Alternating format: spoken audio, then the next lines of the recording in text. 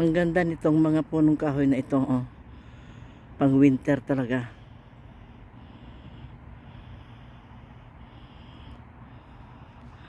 Ay, pang winter. Yung mga punong kahoy na hindi nalalagas pag autumn.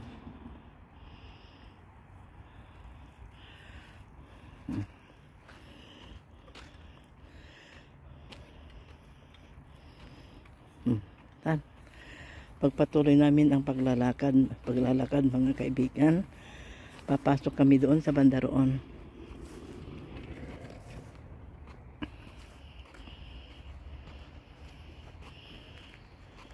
Masapa na tayo init. Doon ko pa harap doon.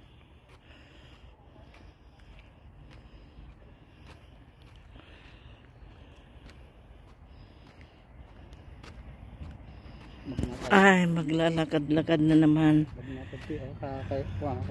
Oo.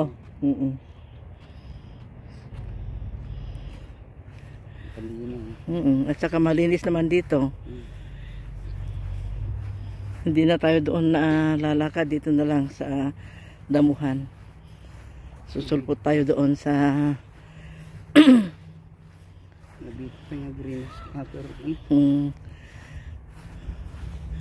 ang ganda nga nito dito pag summer.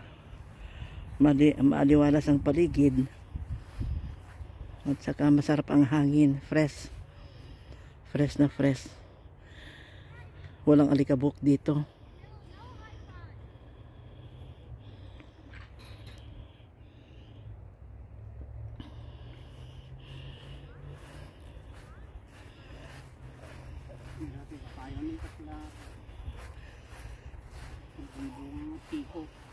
May baka hindi makain ng bunga niyan. Pang ano lang, pang ano, ornamental. Yeah. Ang ganda nito, oh, dito sa lilim ng puno. Fresh na fresh dito.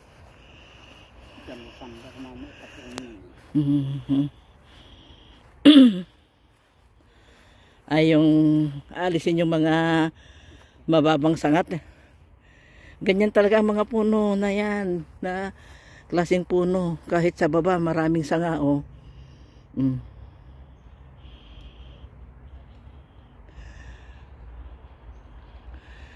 Madahon.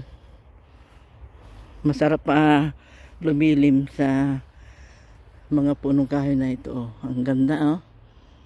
Fresh.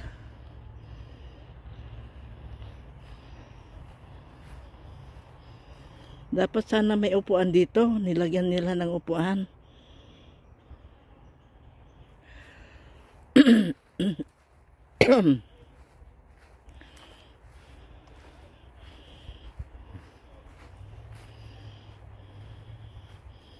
Malapit ng mag-autumn. Sa autumn ay sa September 21 ata yung pagpasok ng autumn or fall. Autumn or fall. At saka sa October taglagas yung mga dahon. At saka ang mga dahon mag-iiba ang kulay.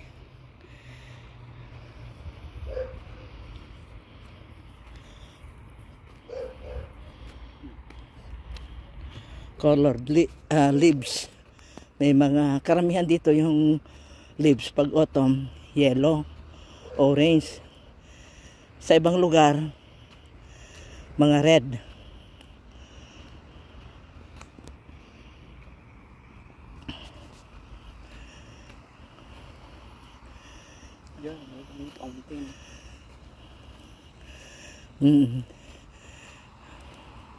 Nung kinulan ko ng fountain yan, doon tayo sa kabila, sa harap ng apartment.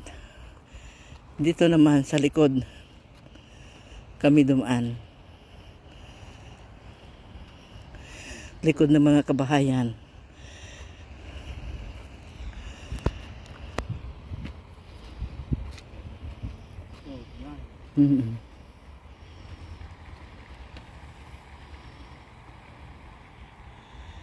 Magpahinga muna.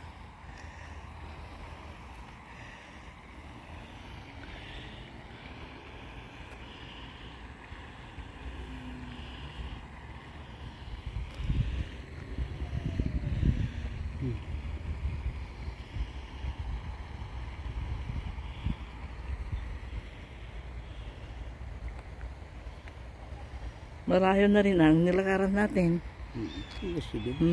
Doon galing sa bahay. Papunta dito.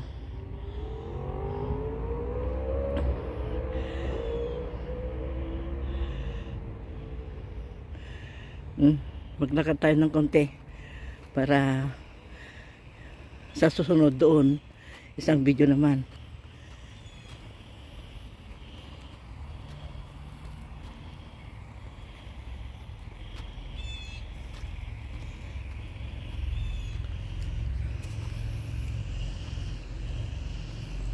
Ganito, mga puno dito, talagang ganito, oh. Mababa ang sanga. Ay, mababang sanga, oh.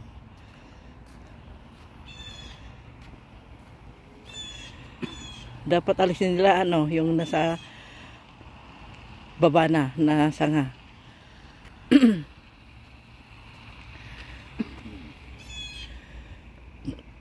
Anong huni ng ibon na yan?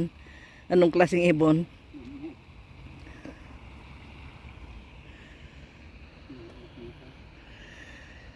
Hanggang dito na uli mga kaibigan. Nandito kami sa likod kabahayan na naglalakad. At dito rin sa pond na ito na may isang fountain. Ito yung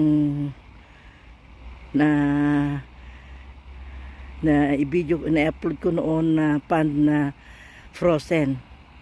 Mahaba ito.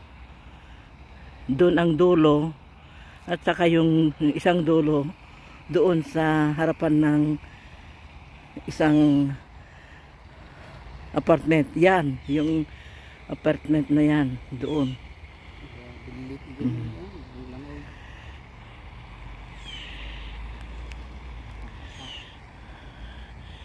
Keep on watching mga kaibigan. Please like, share and comment and subscribe. Those who subscribe, I subscribe them too. Thank you very much. Have a good day.